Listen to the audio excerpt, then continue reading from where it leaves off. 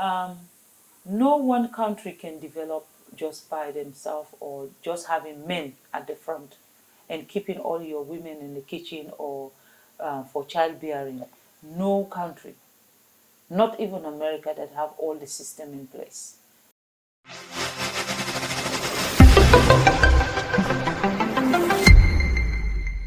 This month, December 2024, marks the 7th anniversary of the launch of the Hands Off Our Girls campaign. The campaign was inspired by deafening calls for tougher action against the backdrop of rising cases of sexual and gender-based violence in Sierra Leone. A lot of developments have taken place within the last 7 years in the fight against SGBV. Among the latest was the enactment of the child marriage ban law in June this year. Mrs. Fatima Bio, First Lady of Sierra Leone, granted me an interview ahead of the commemoration, and we discussed the spirit behind the campaign, its successes and challenges. Thank you so much for sparing time to talk to us. Efforts against child marriage in Sierra Leone has been on for a very long time, and much of the obstacles have come from within. I mean, it's cultural, it's religious and all. So we would like to know how you overcame all this. There's always an obstacle. There's always, when you're trying to achieve things, you will find obstacles. I can't say, we've achieved everything, so there is no obstacle at the moment. That's not what it is. We're working. It's a working process. We've been campaigning on this platform for a very long time. It's almost 7 years we've been campaigning against early marriage in this country. And I think gradually people are beginning to understand that, we can't do this anymore.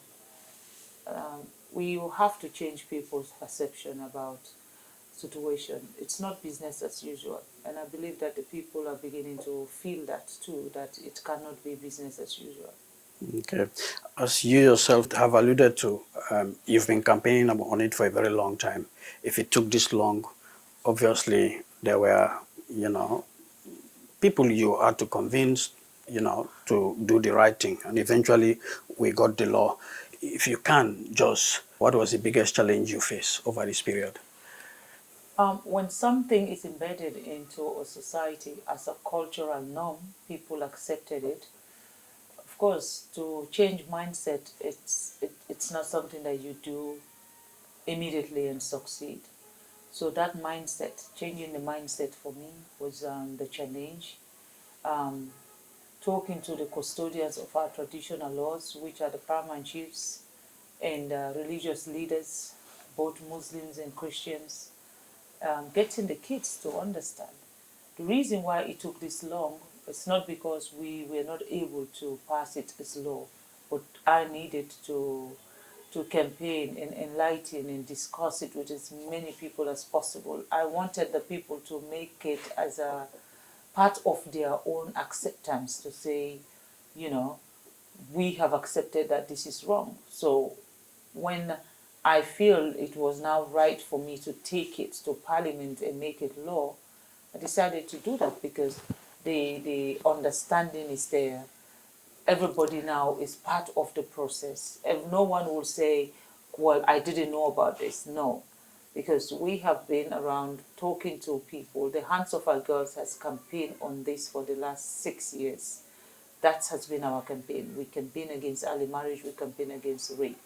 And anything to do with sexual violence against women, that's what we've been campaigning against.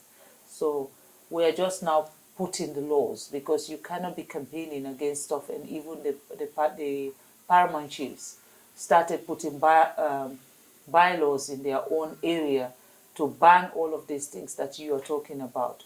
And then the central government itself don't have it as a law, because the central government own policy should match what the traditional leaders are doing. And now we have the traditional leaders who had already make it as a bylaw well before now to ban all of this. And now we now have government policy. The government has covered that too. You obviously need partnerships, collaborations in order to get to this point. you must have worked with many people. I can imagine you mentioned the traditional leaders, parliament, where the law was passed. All of these are great partners. If you can single out one very important one. Oof. There's just too many people who are involved in this. I mean, like I said, when we launched the Hands of Our Girls, we launched the Hands of Our Girls with the understanding that we are going to campaign against early marriage, we are going to campaign against teenage pregnancy, we are going to campaign against anything to do with sexual violence against women. So getting the buy-in of the children, first of all, was very important for me, because I needed to get the children to understand that their body should be valued, going around this country, talking to school children, talking to hundreds and hundreds of thousands of them, empowering them mentally, so that they start to see themselves not as commodity, but as women with substance, and women that can also contribute to nation building. And then you now incorporate the traditional laws, the traditional leaders. You want to talk to the traditional leaders. You want to make sure the traditional leaders see this not as you are coming to challenge them, but as you are going to be protecting their children too. And you have the government system. The government has to accept that they also want change. They wanted to stop all of this. So you move from that, you have the teachers, you have the principals, you have the religious leaders who are the ones who officiate this early marriage, the imams, the pastors. You have all of them, and you have to talk to them. All of them have to have a buy-in into what you want to do. And you want to talk to the parents. The parents are also people who are involved in making all of this arranged marriage and make sure their kids don't go to school.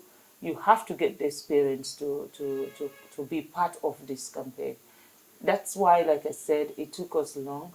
But if I have to single out one entity or one person, would be the president of the Republic of Sierra Leone, because his policies are policies that are favorable for women, and he gave us the enabling environment so that we're able to do the things that we do, especially me as a First Lady.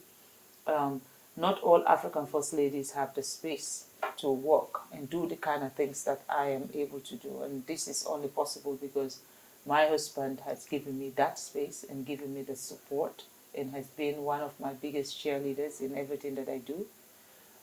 So when I get the buy-in of the people, when I come back to the government to get the buy-in of the government, my husband is always there to make sure ministers, parastatals, everybody understand that he is in this with me. So that makes it easy.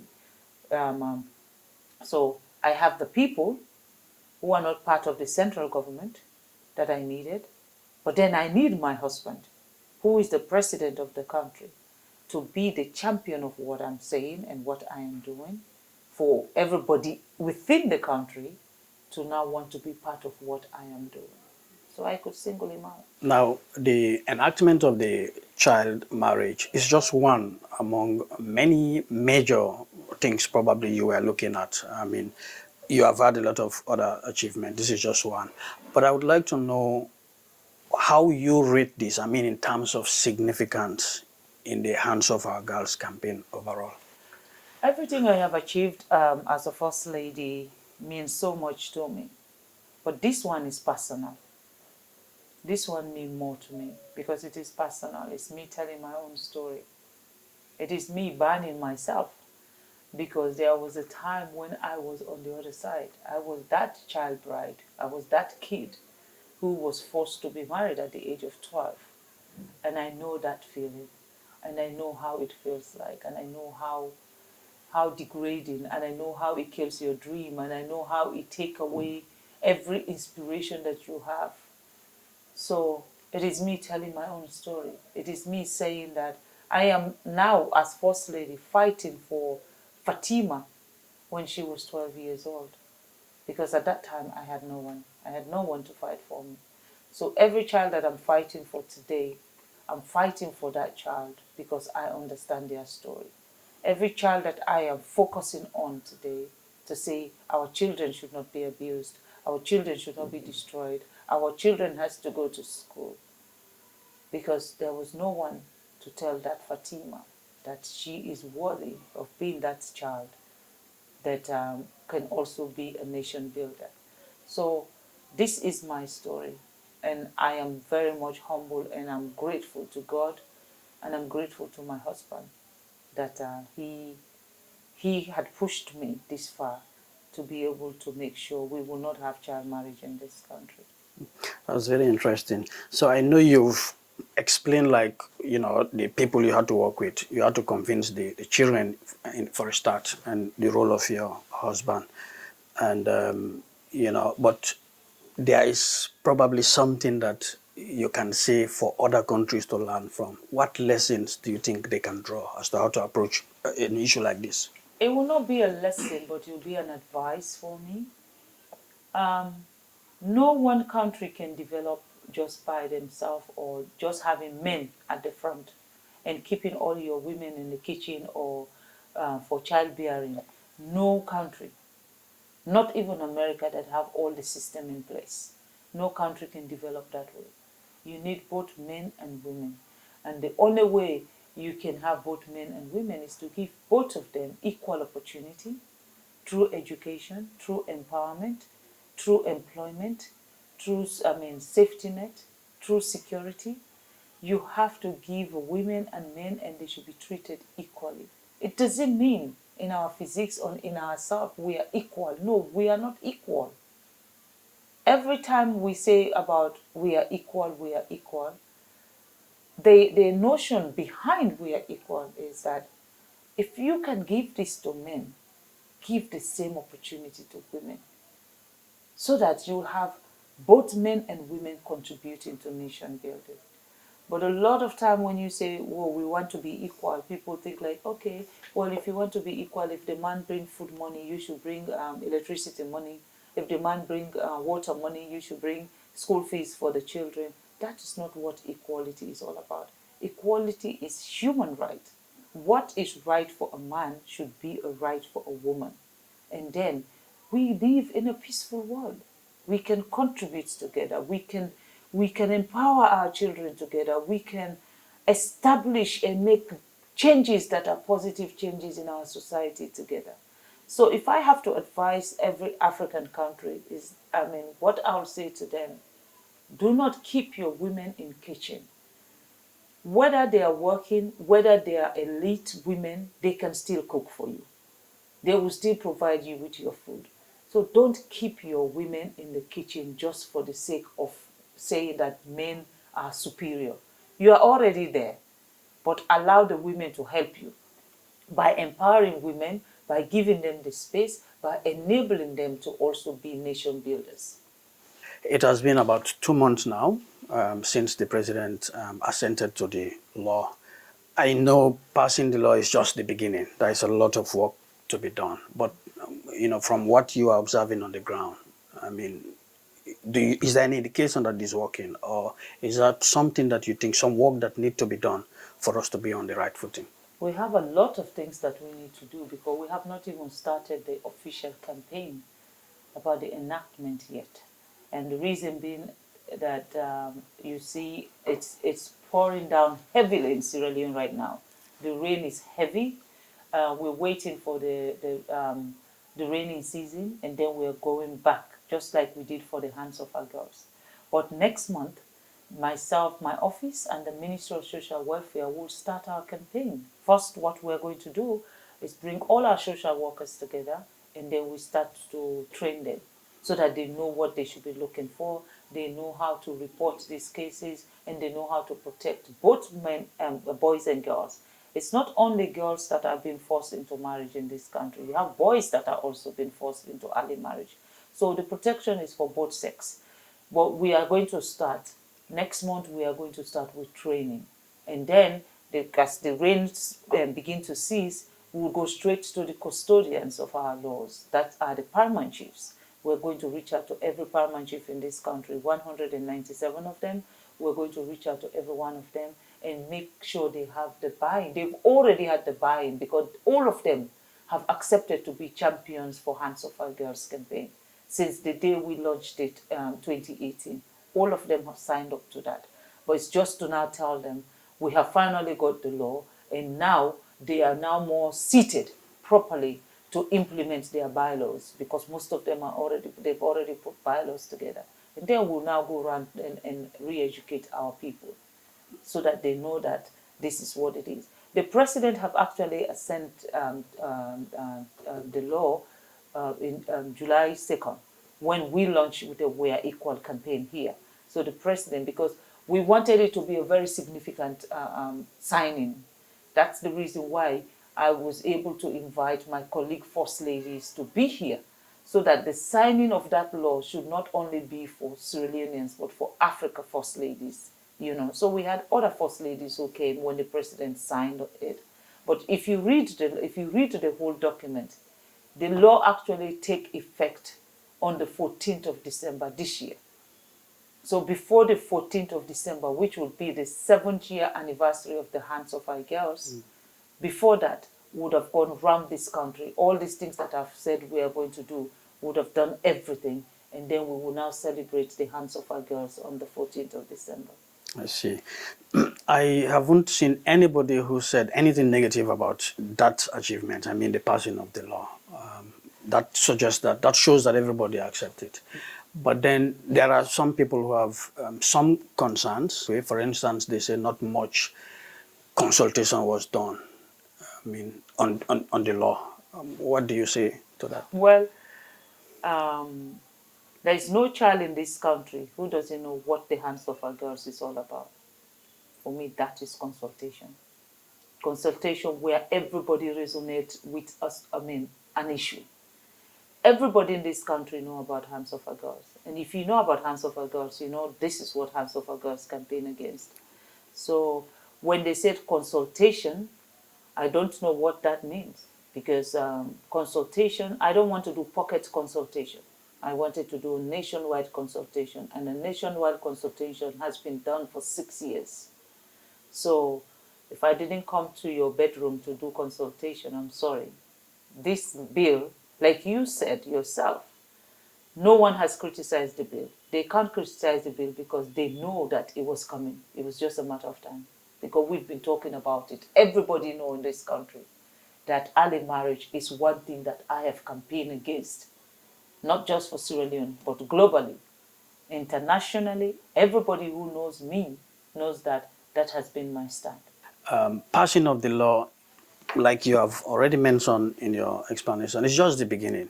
I mean, the things that perpetuated things like child marriage are still there. The fact that we prioritize boys' education over girls, poverty, and all those things, they are still there. What do you think about this, and how do you suggest we deal with this as we ensure that this law is fully implemented? Let's start with the education. We now have free quality education in Sierra Leone. So I can say to you, we have more girls in school than ever before. We have girls that are doing well in all public examination. Girls are leading in every public examination in this country today. We have more girls doing STEM subjects in this country today than ever before. So education shouldn't be a problem, because it's not a problem. Now it is free. So the girls are in school.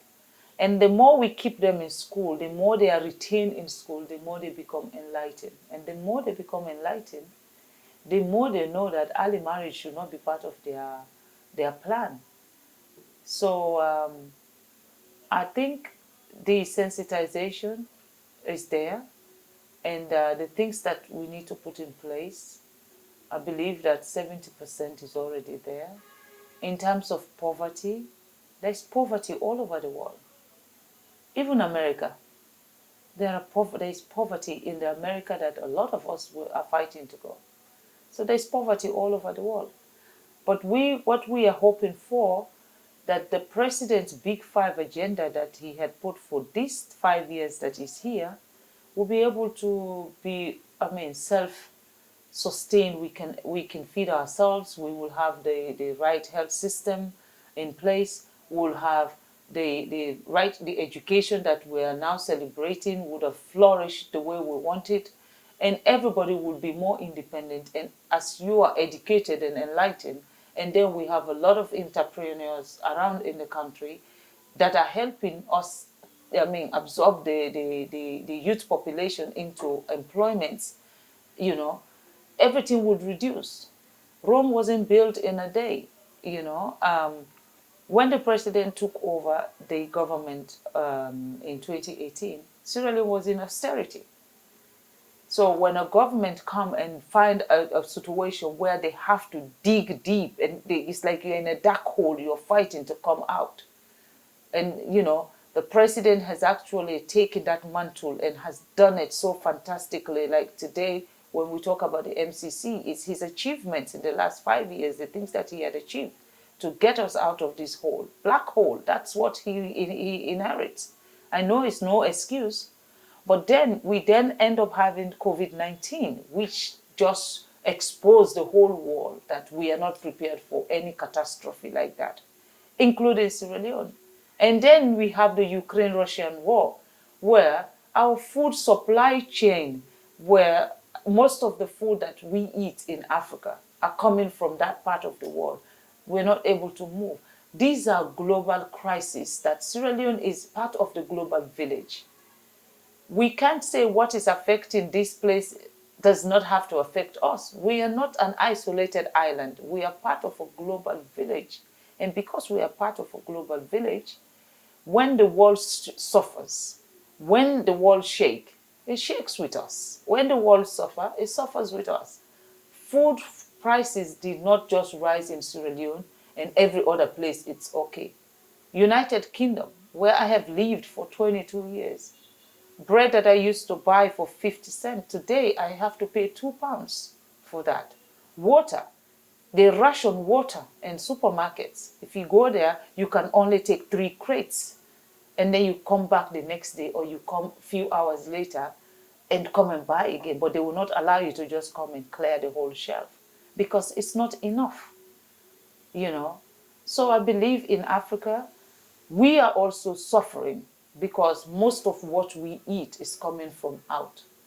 And that's why I would always say, my advice to every African country, let us find a way to feed ourselves, feed our own people, grow our food in our country, and eat them.